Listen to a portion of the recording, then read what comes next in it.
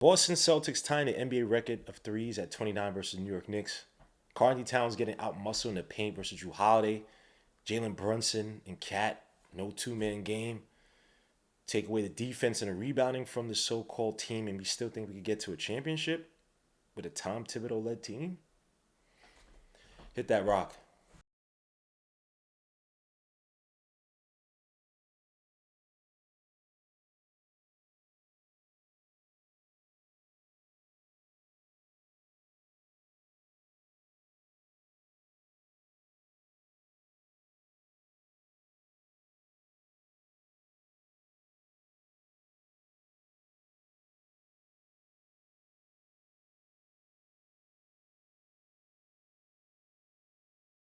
Before we get started, make sure to hit the like, subscribe to the channel, make sure to hit the dark notification bell to get each notification for each and every video. Also, visit underdogfantasy.com. Use the code Legion LK to get matched up to $1,000 in your first deposit.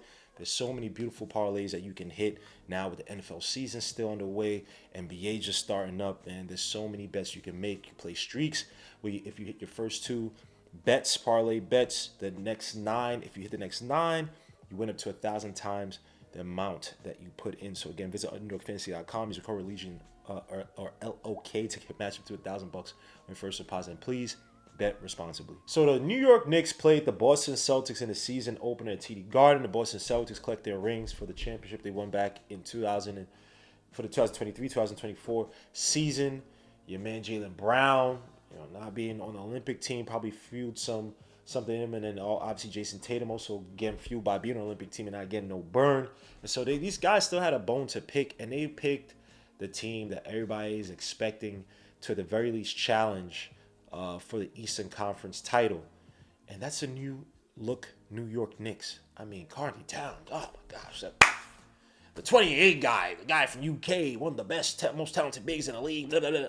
Mikal Bridges, even my son. So we got Team Mikal Bridges, son. Hell no, son. People said he was Michael Kidd Gilchrist Bridges. I gotta chill, my son, though. But you saw the signs early, man. The Knicks just look terrible. And everybody is noticing it. Shaq and all that TNT cast pointed out. Take away the defense and the rebounding, man. This team, they ain't that. They ain't that. I mean, we could talk about so many things. We could talk about an offense. Where's the two-man game between Brunson and Karl Towns? Where are the pick and rolls you saw in the second preseason game? None of that. Where you see the post-ups. Now, granted, I know Cat likes to live on the outside. And 5-out basketball, that 5-out basketball don't mean nothing if you can't hit shots, and the Knicks could not hit shots. Your man, Karl Towns, was getting out-muscled by Drew Holiday in the post. Don't get me wrong. Drew Holiday is a very strong player. But I got 7 feet of functional muscle, functional basketball player, and talented in Cat versus Drew Holiday in the post. You gotta be kidding me. Just absolute disarray. The only guys who were cooking, at least early on when the game was somewhat still in tow, was freaking Miles McBride, my son, and Jalen Brunson. Other than that, this whole team looked putrid. Your man, Mikal Bridges, could not hit a shot to save his life. Now, granted, his shot looked a lot smoother than what we've seen in preseason. There's a guy who said that he's been working on his shot since he's gotten drafted by the league. But, hey, Mikal, I don't know what happens during the summer, what transformations you do, but whatever you did to get to what the Phoenix Suns 2001-2022 form was, or that 2020-ish to 2022 run you had with the Suns, keep it there. Whatever, which doctors you got to pray to, man, go back to that. And don't touch it no more. Oh, what the fuck? Don't tinker with it no more. Don't do nothing with that shot anymore. But Mikal Bridges started to warm up as the game progressed, but by the time it's too late, he shot around 2 for 7 from the outside.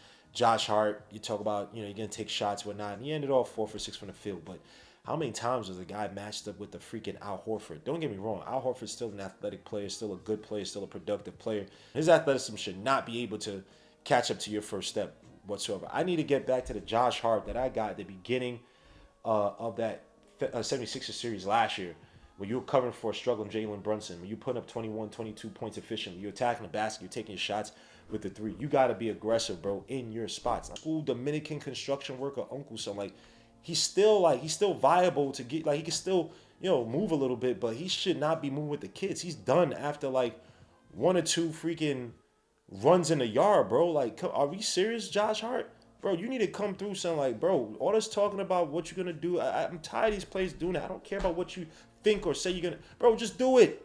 Oh, this 5-out basketball crap, bro. Get me complimentary play. Give me smart basketball. That's what I want. I don't want 5-out. I want smart basketball. I want basketball that when the Celtics going on a run, you get your ass deep in the post and draw fouls. Hit some big shots. But that's smart basketball. I don't care about 5-out basketball, which is still largely unproven unless you have a legitimate two-way big. Again, go back to all the championship teams that so-called run more spread offenses, and all of them had bigs who could defend and hit the shot from outside, or at least score in some way. So it's somewhat of a two-way player at that big position, but it wasn't just them, all this 5-out basketball. Everybody's chucking up threes. Like, bro, it's not. This is analytics porn, bro. 5-out basketball, and there's like no context provided to. It's just numbers and freaking delusions. But let's get to some of the film, man. I first want to start off with the defense, bro, because I don't care what you say. You take away the stripes from a tiger, it's no longer a tiger. It's still a cat. Scientifically, I don't know what the hell it'll be, but it ain't a damn tiger anymore once you take away the stripes. But what I said, but there's three core tenets or three things I say regarding the defense. One being drop back defense, which was absolutely putrid. The other being just the awareness off of screens yesterday, and then third, the rotation defensively were some of the worst I've seen. This is coming from culprits who, I won't say usual suspects, but these are guys who have played with the Knicks before, who've been here before, should have known better. So let's get to it. So let's start off, man. I made a compilation of all the ways the Celtics abuse our dropbacks, something that the Knicks struggled with last year. Go back to the first game last year the Knicks played against the Celtics. Literally, Jason Tatum and Kristaps Porzingis ran pick and pop, abusing us all night long because we played what? Drop back. Mitchell Robinson got caught a few times. Randall got a 3-shot in his face because he played drop back. And what do the Knicks do coming into this season opener? Now, I put a lot of this on the plays, but I also put this on Tom Thibodeau. You can't play drop back against a team that literally is number 1 in 3-point makes and 3-point attempts, number 2 in efficiency. They love to shoot the three, and they've shown time and time again when they start to get on a roll, they don't stop, especially against the Knicks. They averaged 13 threes last year against us. We went 1-5 against them. So here, let's get to the example, and let me show you again why drop back is pointless. Now, Karl Towns notoriously plays drop back all the damn time. And here it is in this example. You see your man Karl Towns. You got Derek White up top. They're going to get it to Tatum with Mikal Bridges playing on him. Mikal did not play good defense last night or in the game against the Celtics. And again here, look at Karl Towns. What the freak, dogs? Look at the amount of space. Who are you? He's not even putting up a hand. He's not even doing a Luke Cornett thing, jumping straight in the air. Look at the amount of space your man has. And what is he going to do there? Your man is already looking, I'm going to get the rebound. Bro, Cat, this is unacceptable. You can't. Bro, look at the amount of space you gave Tatum. He easily abuses that. Bro, he was abusing Mikal Bridges. Mikal Bridges was playing close-up on him. Terrible. Just unacceptable by Cat, bro. Man, it makes me sick to my stomach to watch this. What the hell? This is not a Tom Thibodeau-led defense. This ain't it, bro. Here's another one. The game is still in hand. Only a 5-point deficit. And here, what gets me so mad is that, all right, you got Luke Cornett. If Luke Cornett beats me, if Luke Cornett puts up a 30 spot, it's like, all right, fine. Guys not fighting over screens. Now, granted, Tom Thibodeau over the years has been doing more and more switching, something that he typically does not like to do. But he's done it more because I think he's trusted players to be able to take on assignments off the switches. And what you saw here, man, just terrible. Now, granted, Jericho Sims, it's not the ideal situation to have Jericho Sims on Tatum. But I'll tell you this, go back 2 years ago. Jericho Sims was actually decent in regards to switching and peaking. He was actually one of the bigs I trusted, one of the only bigs I trusted. I didn't trust Mitchell Robinson, who plays drop back, And after the knee injury with the Olympic team, he just has not been the same laterally. Isaiah Hartenstein is decent, is decent enough, but I thought Jericho Sims was actually the best big on the Knicks team to be able to guard, to be able to switch, to be able to peek, to be able to sit out on the island on those switches. And yet, I don't know, for some reason, Jericho Sims just gets scared. Like, he's already going to drive back, expect another screen. And it looks like Josh Hart was telling him that, but just here, just terrible by look, you got to trust the players, man. Gotta trust the players. Yes, Josh Hart's telling me, yo, you got somebody trying to set the screen behind you, watch out. But you gotta play on Tatum. You gotta force Tatum to try to drive the basket. Again, Tatum is a good finisher. It's not as if he's not, but I can't allow Tatum to get hot from the outside. Jason Tatum has that Kobe-like trait about him that when he gets hot, he gets white hot. Again, there gonna be games where Jason Tatum shoots 5 for 25 or something like that. He shoots bum games, but again, he's a player who can get ridiculously white hot, especially shooting wise. He's done it against the Knicks before. Again, way too much space here. Josh Hart looking to trying to step up, but Sam Hauser already got space on him. So again, bad communication by the Knicks. Your man Sims playing drop back. I would have said F it. If I get screened off by Sam Hauser, someone else pick me up. Screw it. But I'm not gonna allow your man Tatum to get these easy shots. Again, another easy shot for Tatum, just because again, Sim playing drop back, miscommunication. And just a bang play. Just bad communication overall and drop back killing the Knicks. Now, I want to show you another example of why this drop back makes me sick. And this is a little bit more of a different situation in the game where your teammate has to now come in and tag and commit themselves a little bit more to your failed assignment on defense. And how, you effing up messes up the rest of the defense. Again, and Tom Thibodeau's helped to help our defense. Everybody has to play their part. If one cog in the wheel is messed up, the whole defense, the rotations, everything falls apart. The reason why the Knicks have been so good when they are, when they are good, when we had IQ here, obviously last year OG and Anunoby, when guys play their assignments defensively, everybody plays their role and they help with the defense. It looks like a thing of beauty. The dribble drive penetration is neutralized. The outside shooting, which is the secondary objective to stop, is neutralized. It's just beautiful basketball. But here, again, because Karl-Anthony Towns has to play his drop back, Mr. Big Shot, Tatum comes over the screen by Horford. Now look at Cat. Now they have the switch because that's a tight, nice move by Tatum to get really close up on it, or how Horford to move to basically shed off mcbride. Mind you, the Boston are up by 22, and they're still playing tough fundamental basketball. So again, Jason Tatum, sharp. But look at where your man Cat is.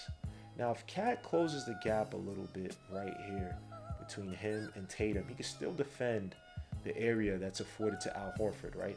But look at what Brunson now has to do, because Cat is not stepping up. Brunson now has to tag. Brunson now has to tag because Cat is not stepping up, because Cat wants to play drop back and wait for Macau to reach up instead of trying to peek a little bit and then getting back to Al Horford. Tatum, as good as he is, he still has to try to drive through or recover Mikal Bridges. You peeking and holding the 4 down to Mikal Bridges recover. A tag in Brunson, as well as Josh Hart, could probably crash down if Tatum even gets to that foul line. Play some tag defense. But because your man's playing drop back, Tatum still has a little bit of space to operate, get a little bit closer, and draw Brunson in, fake the shot, kick it out to Derek White. What did Derek White have? 6 threes yesterday? What did Derek White have against the Knicks? We have 6 threes, 6 for 10 from the outside. And now Brunson too late. Josh couldn't recover or close out in time.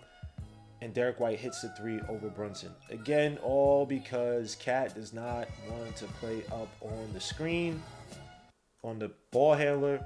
Still has enough space to cover, but because he has to play his drop back, because his defense is just terrible. Well, not terrible, but it's just awful off of screens. Derek White for the easy 3. The Knicks have to abolish drop back if they want to have a chance at the championship. Bottom line.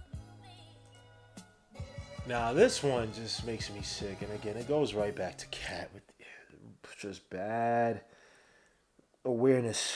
Celtics coming down in transition. And who's your man Cat supposed to be on? Al Horford. But what is Cat doing? Cat is almost like he's playing zone. Like, bro, we do not play zone, Cat.